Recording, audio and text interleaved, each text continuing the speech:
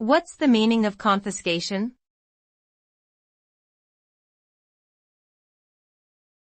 Confiscation.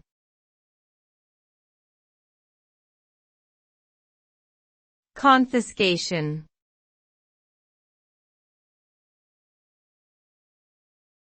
Confiscation.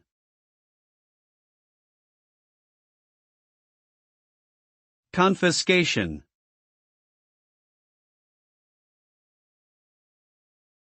Confiscation refers to the act of taking possession of someone's property by an authority, often as a penalty for breaking the law or as a means of enforcing a judgment or court order.